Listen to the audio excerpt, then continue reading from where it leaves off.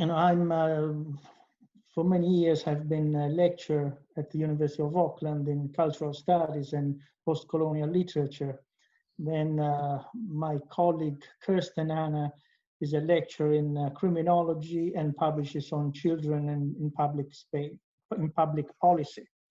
Uh, we are extremely interested in studying the popular response to the lockdown measures imposed by the New Zealand government in order to avoid the spread of COVID-19. In particular, for this webinar of scholars of public space, we will talk about the use of public space by ordinary people attempting to communicate not so much with the global audience, but rather with their neighbors while they were being asked to stay home and avoid contact with people beyond their households. Professor Manfredini, has just analyzed some of the forms and content of people's attempts to communicate in virtual public spaces, i.e. through social media. For our study, I think we would mention the huge increase in memberships of an online platform called Neighborly. And this platform has known a very large increase, as I said, during the national lockdown. This platform, Neighborly, was launched in 2014 with the main aim of helping people connect with their neighbors, online naturally, but with the hope that online interactions might lead to face-to-face interactions and the building of strong connected communities. Having said that, we won't talk in detail about Neighborly because we would like to focus on other ways New Zealanders have attempted to connect and communicate, namely through the written messages, drawings, and small installation, as it were, that appeared during the lockdown on the fences, windows, and sidewalks around the dwellings in Auckland's low-density suburban neighborhoods. In fact, low-density housing is the norm in much of the city of around 1.6 million inhabitants, where many families live in single or two-storied homes surrounded by a garden. During lockdown, people were allowed to walk or ride their bicycles in the vicinity of their homes, either by themselves or with members of their households, dogs included. Thus, the forms of personal expression and creativity that we will discuss in this presentation were intended for neighbors walking or cycling past, so they can be seen as a laudable effort to establish some kind of connection and communication with what could be a community of people living in the same area. For convenience, in our presentation, we could distinguish two types of signs. First, there are those aimed mainly at entertaining passers-by, especially helpful for parents whose children needed some sort of excitement and motivation for what might otherwise be a boring walk. Second, there are those signs which actually say something, convey some sort of individual thought or message which is offered to the potential community of neighbors. In the first category, we include all those signs involving generic riddles and jokes, and those signs belonging to the teddy bear hunt. This teddy bear hunt was inspired by the books of Michael Rosen. This is an initiative that was launched very early on in an effort to keep New Zealand's youngest citizens amused. People were encouraged to put their teddy bears in windows or anywhere that could be seen from the street, so children could go hunting for them as they took exercise in their neighborhood. They were digital maps also showing the location of all the teddy bears to guide the hunt. In the second category, we include those signs repeating in one form or another the government motto, stay home, save lives, and the Anzac Day maxim, lest we forget. Um, I'll just clarify what Anzac Day is. In New Zealand and Australia, Anzac Day is the day on which the nation commemorates those who were killed in war and honors those who returned and serve today. The symbol of Anzac Day is the red poppy.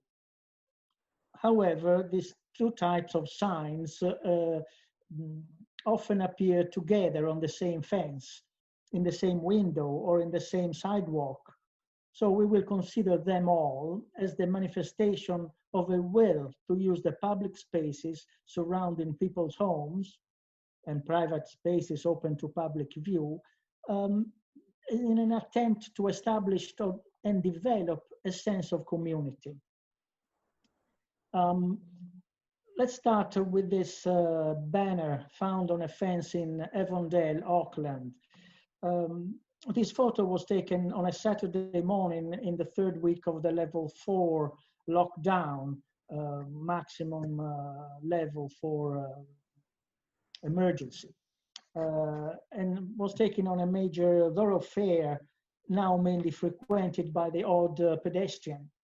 It is clearly not a professionally made sign. It looks like the work of mom and dad and maybe their children. It's made from an old bed sheet, the letters painted using a stencil. Maybe they didn't have an M stencil, but they improvised with an upside down W. The three words, please stay home, are presented against different colored backgrounds, purple, pink, black. The imagery includes hearts, conveying the message that the words are given with love for the reader and that they are expected to be received with love. The sign is draped with a string of hibiscus flowers, which are associated with Pacific Island cultures. Finally, there is the emblem for the Warriors Rugby League team, and this is New Zealand after all. And anyway, one of the government mottos during the level 4 lockdown was stay home and save lives.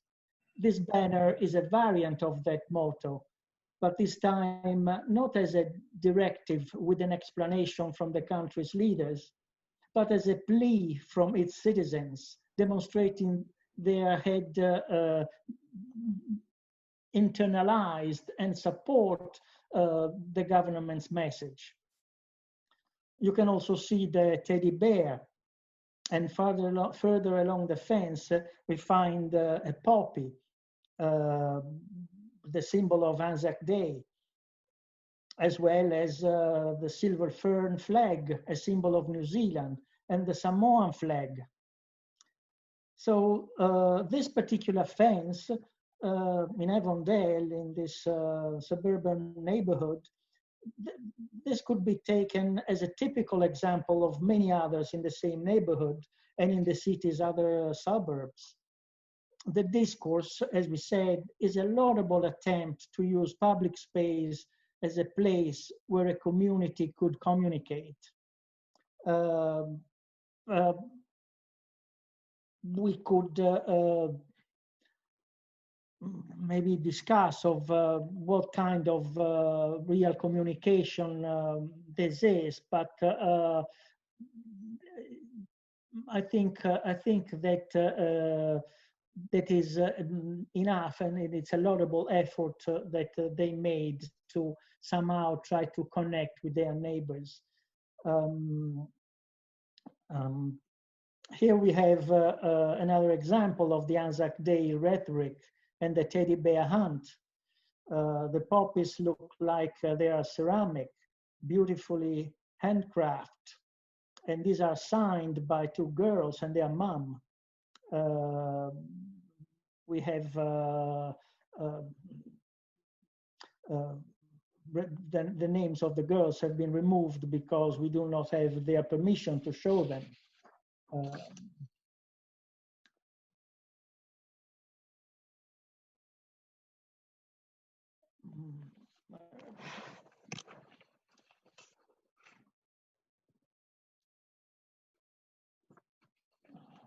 Franco, time is almost yeah, up.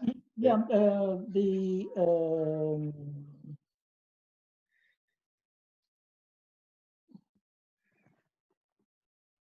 One you know, basically I have I just wanted to show you other examples of this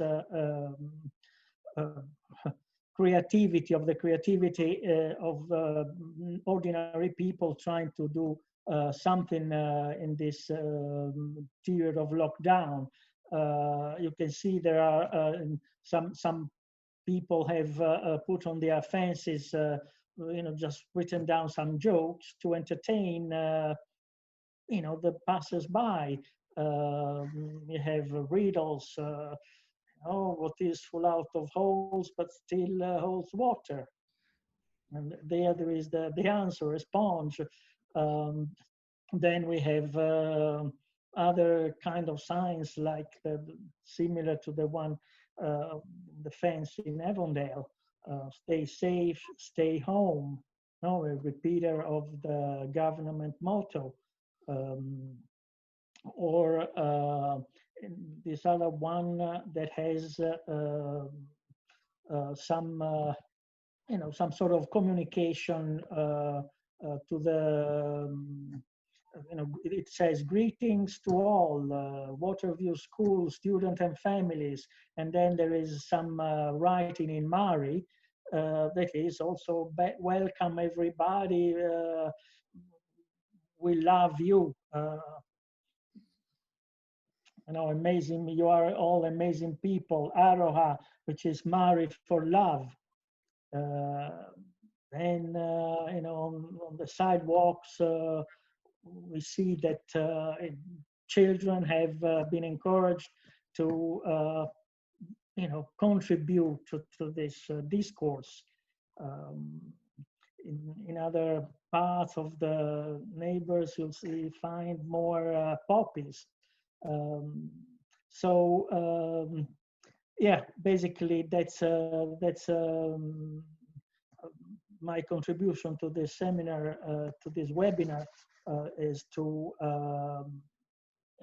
show some attempt to build up a community using the public space.